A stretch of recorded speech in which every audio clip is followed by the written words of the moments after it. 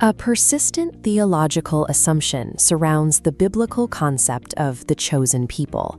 It is often framed as a conditional status, a title earned through perfect moral obedience and lost the moment that obedience falters. The text of Exodus 19 details the initiation of a strict, legally binding process, beginning with a formal divine proposal. This proposal contains a legal clause. God offered a contract, stipulating that if the nation agreed to its terms, their unique status would be established. Once the nation accepted this proposal in good faith, that unique status was secured. It became an irrevocable condition that could never be unilaterally voided by either party. This creates a strict jurisprudential distinction. The eternal status of the nation as a covenantal partner cannot be lost. However, the historical state or material condition of the nation fluctuates strictly based on their legal compliance with the contract's terms. The title of chosen people represents something precise. It defines a nation that exercised its collective free will to enter into a binding, eternal constitution, rather than a group awarded an arbitrary badge of theological perfection. This contract was not initiated in an established city or royal court. It took place in the lawless, neutral territory of the Sinai wilderness. Here, absolute legal credibility had to be constructed from the ground up. This setting presents a severe legal dilemma. An entire civilization had to objectively verify the authority of a single negotiator, Moses, before he could bind them to an intergenerational contract. The solution required mass empirical verification. A national public revelation was orchestrated specifically to provide objective, universally witnessed proof of Moses's prophetic and legal authority. The physical manifestation of this verification event was a continuous, piercing acoustic phenomenon. The text describes it as the sound of a shofar, experienced simultaneously by millions of individuals. This collective sensory experience was designed to eliminate doubt. It elevated the claim of divine communication from a private, unprovable mystical encounter into a cross-verifiable national testimony. The legal foundation of this covenant rests entirely on this uniquely public, verifiable mass event.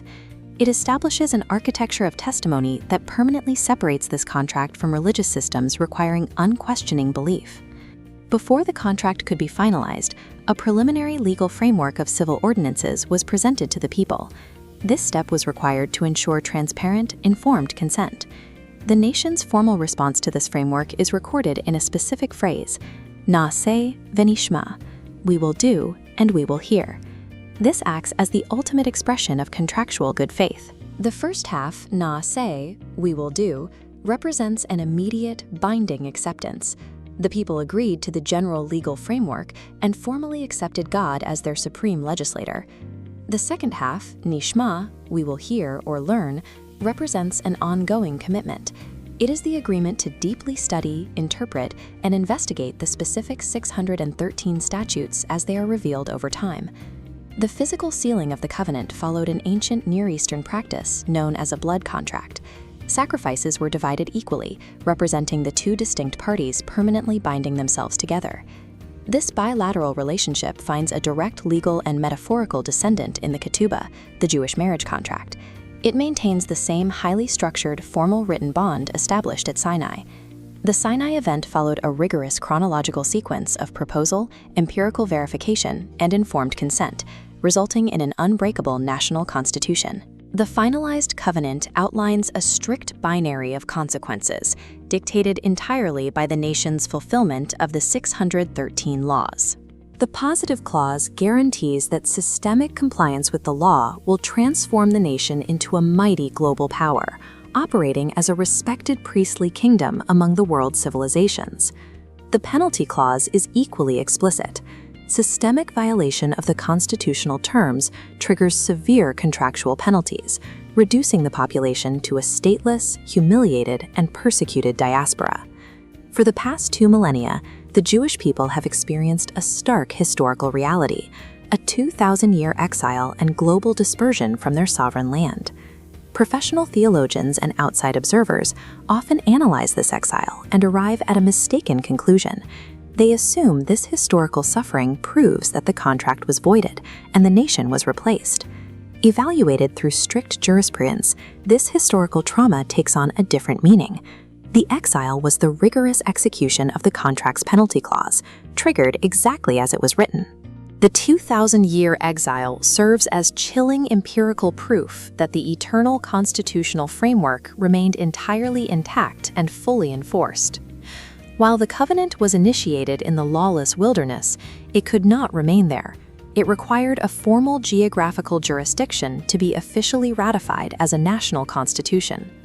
This final ratification took place within the physical territory of the land of Israel, specifically in the valley situated between Mount Ebal and Mount Gerizim. The ratification required a physical methodology. The nation was mandated to erect massive boulders, cover them in stark white plaster, and vividly inscribed the entirety of the law upon them in the public square. This act carried profound political significance.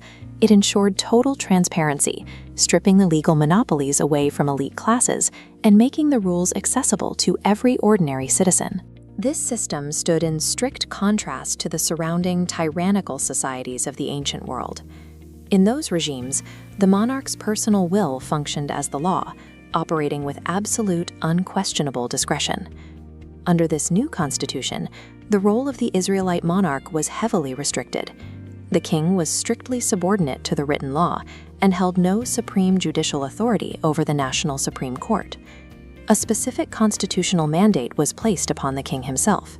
He was legally required to write his own copy of the law and carry it constantly to ensure his absolute compliance. This ratification successfully established an architecture of objective constitutionalism. It created a society where the law is supreme, holding all citizens, from commoners to kings, strictly equal under its jurisdiction.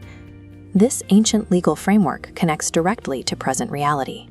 After 2 millennia, the nation has made a historical return to sovereign statehood in their homeland. This modern restoration actively validates the endurance of the original, unbroken legal tradition. The nation survived the execution of the contract's harshest penalties and returned. This return brings into focus a famous prophecy found in the book of Jeremiah, which speaks regarding a new covenant that will be contracted between God and the nation in the future. A strict textual analysis of this prophecy clarifies a critical theological distinction. This new covenant represents a mature continuation of the same eternal laws, rather than a replacement of the original Torah or nation.